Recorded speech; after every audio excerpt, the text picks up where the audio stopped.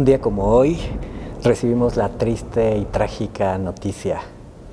Hace 80 años acontece la muerte del antropólogo polaco Bronisław Kasper Malinowski.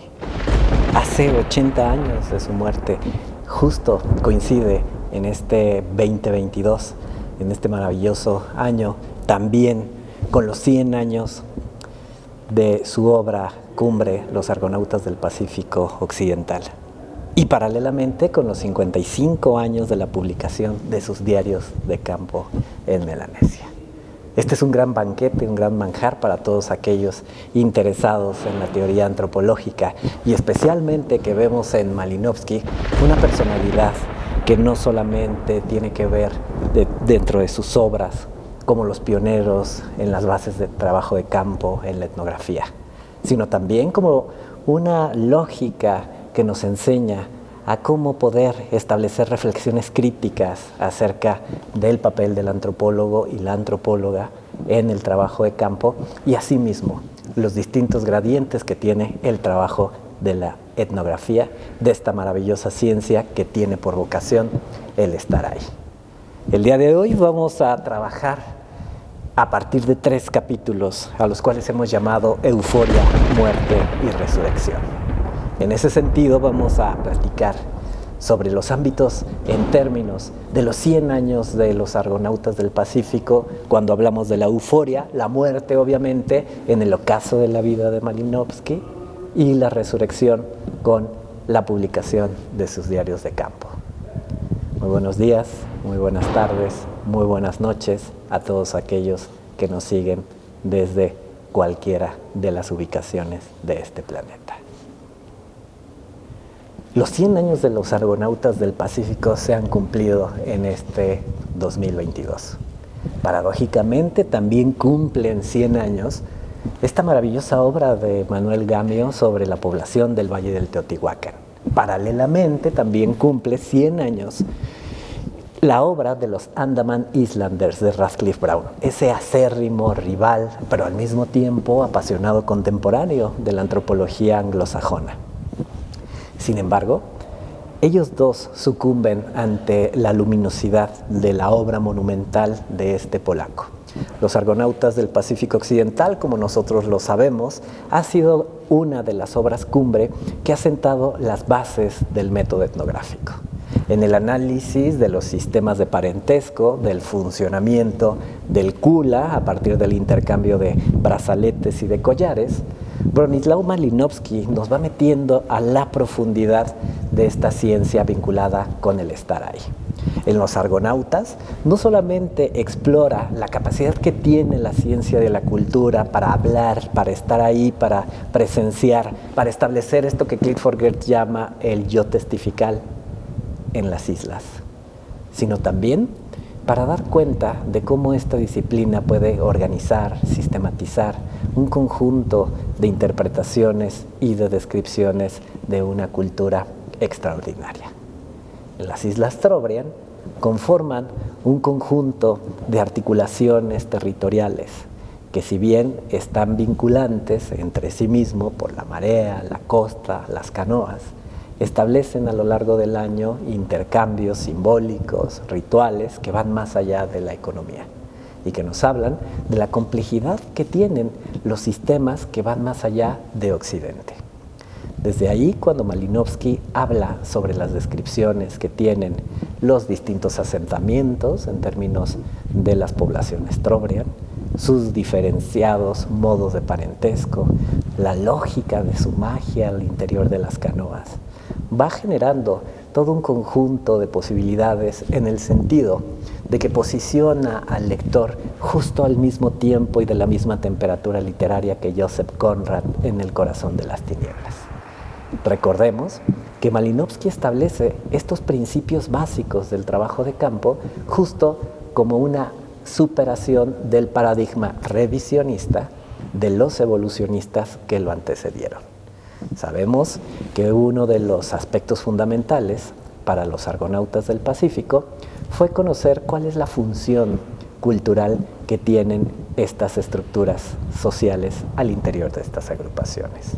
De tal manera que genera también un método en el sentido del deber de hacer en el trabajo de campo.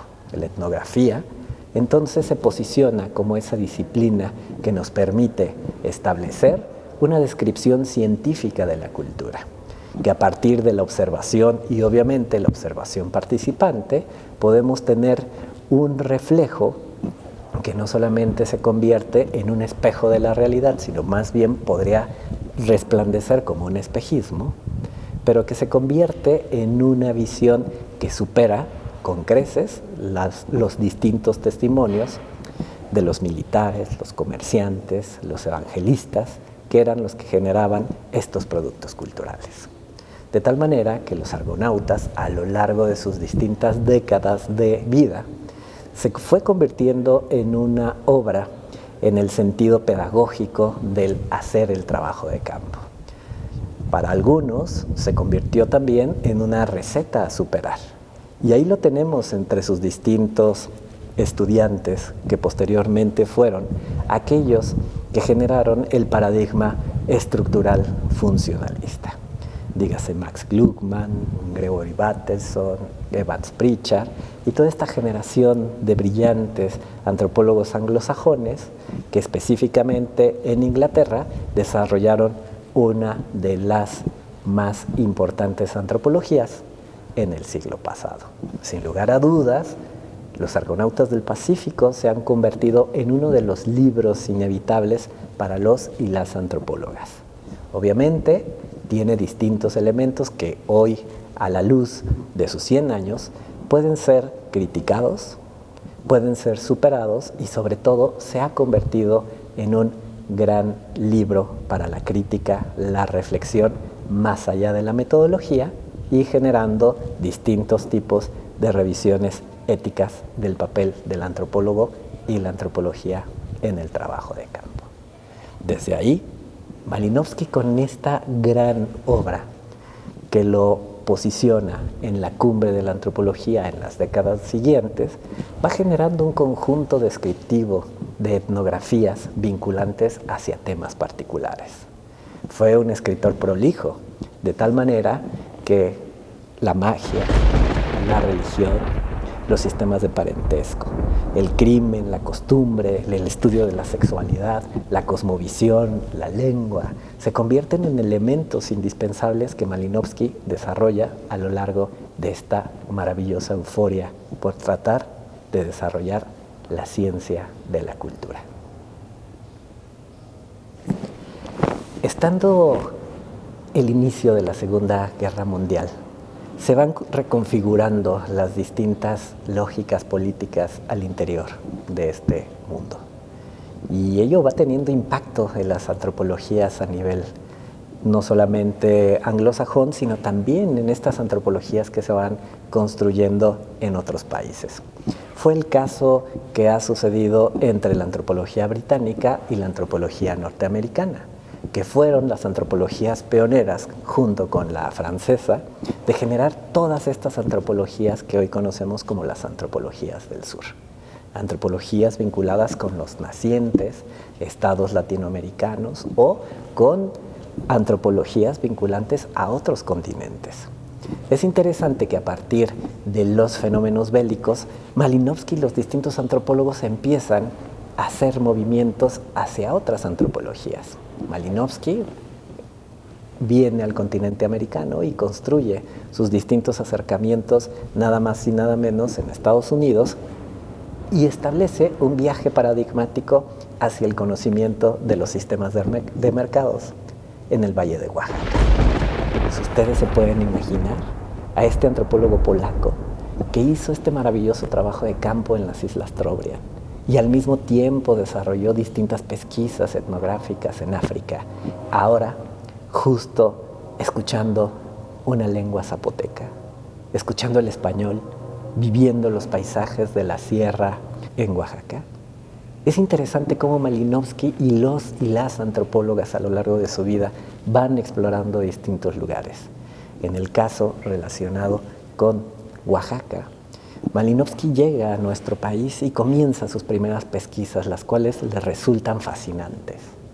Es más, en este maravilloso libro sobre los sistemas de mercados, tiene una afirmación totalmente clara. No he realizado mejor experiencia en trabajo de campo ni en África ni en la Melanesia que como en los valles centrales de Oaxaca. Me parece que ese es un gran halago y también un gran incentivo para todos aquellos y aquellas interesados en el estudio de la ciencia de la cultura. Sin embargo, justo cuando Malinowski culmina la primera temporada de su trabajo de campo, acontece su muerte.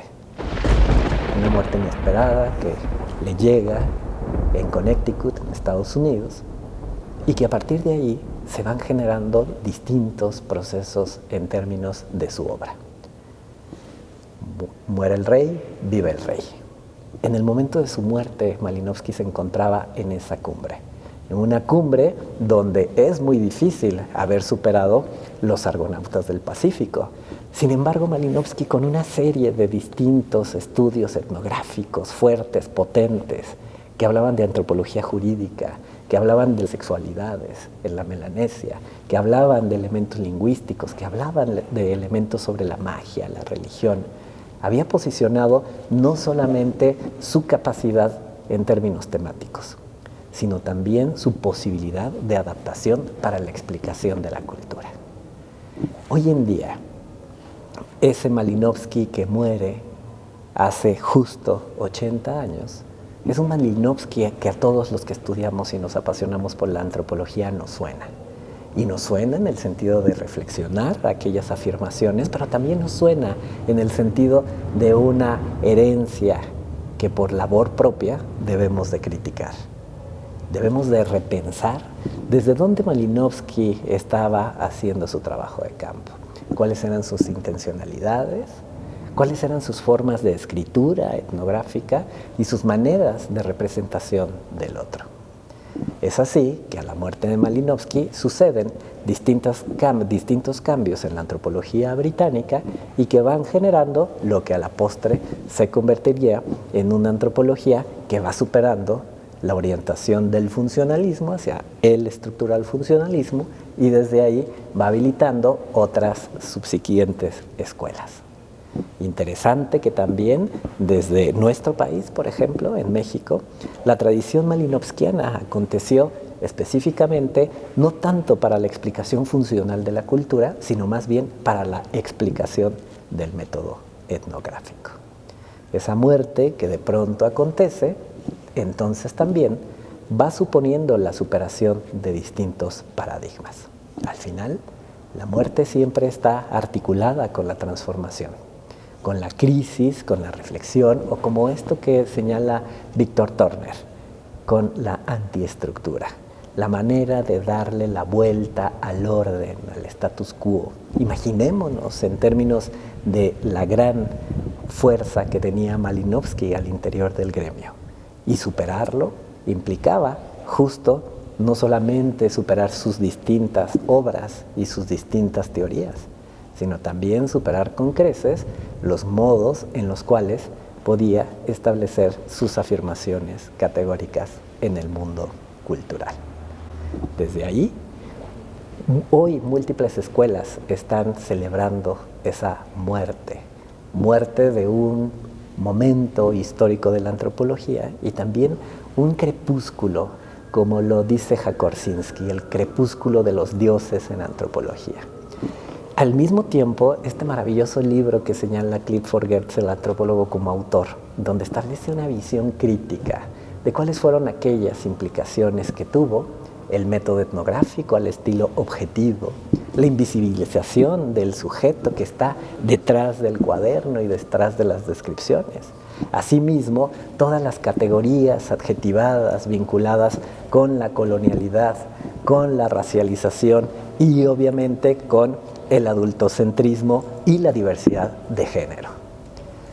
Es ese giro interesante que va teniendo la reflexión crítica de la metodología malinowskiana. Una metodología que buscaba un proceso objetivo, pero que en pro de la objetividad tenía grandes sesgos en términos de la autoridad del etnógrafo. Es a partir de ahí que distintos movimientos comienzan a hacer reflexiones sobre las implicaciones éticas y políticas que va teniendo la antropología de Malinowski. Entonces, ahora, con esa muerte del autor, vamos viendo también el crepúsculo de sus ideologías, de sus metodologías y de sus posicionamientos. Como aquel ídolo que cae entre el crepúsculo o como el incendio entre las cenizas, hace 55 años resucita Malinowski de una forma inusitada. Nadie podíamos creer que dentro de la identidad de los antropólogos y las antropólogas, algo tan íntimo, tan particular y sobre todo tan esencial de nuestros modos de representación de la identidad del gremio, como lo es nuestro diario de campo, pudiese haber sido un documento publicable. Ustedes saben que los diarios de campo resultan ser aquel contenedor y continente de una escritura que no solamente tiene un sesgo de estar ahí, sino que se convierte en ese contenedor de palabras desbocadas, de sentimientos, de formas corporales de cansancio, de fastidio, de frustración y al mismo tiempo de deseo y de anhelo.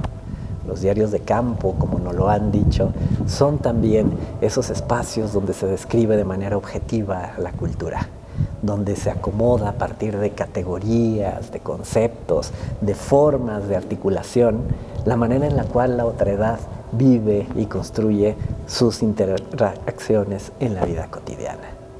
De tal manera que hace 55 años sucede esta gran transformación. La publicación de un documento tan íntimo como los diarios de campo de Malinowski.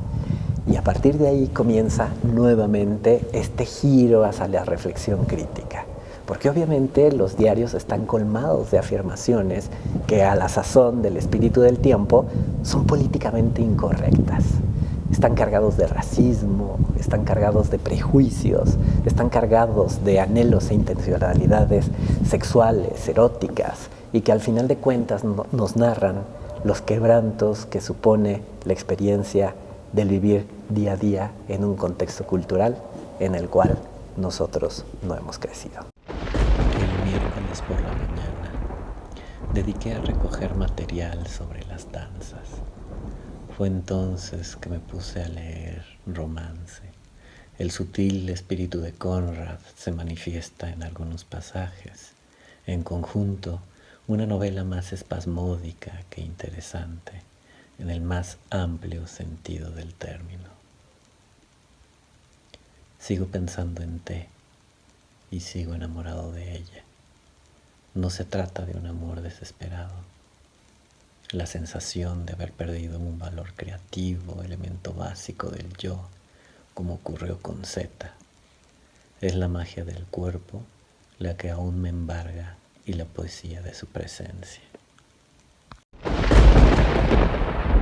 De tal manera que desde ahí, paradójicamente, la segunda esposa de Malinowski, Valeta Malinowska, en articulación con Raymond Firth, que escribe el prólogo de este maravilloso libro sobre uno de los diarios de campo de Melanesia, es que resurge este antropólogo y resurge como un paradigma a criticar.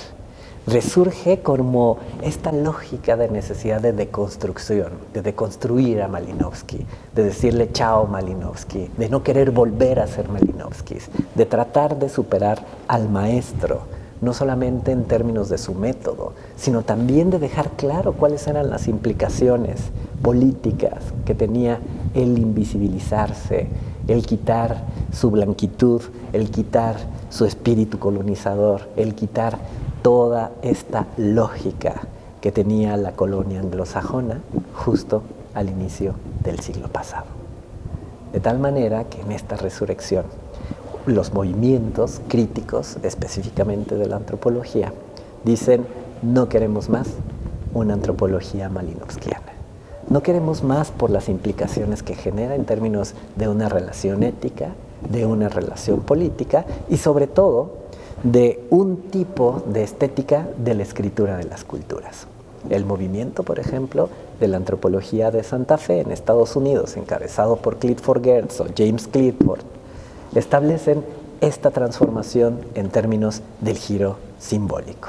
Ese regreso hacia el autor, ese cuidado sobre las palabras, esa manera en la cual una palabra es una acción política. Desde ahí, entonces los antropólogos se convierten también en sus propios sujetos de estudio. Y ese vuelco hacia el espejo analítico, entonces, genera esa gran evidencia subjetiva, esa gran evidencia de carencias éticas y esa gran evidencia de modos de relacionarnos con los interlocutores. De tal manera que Malinowski resurge como un paradigma a deconstruir.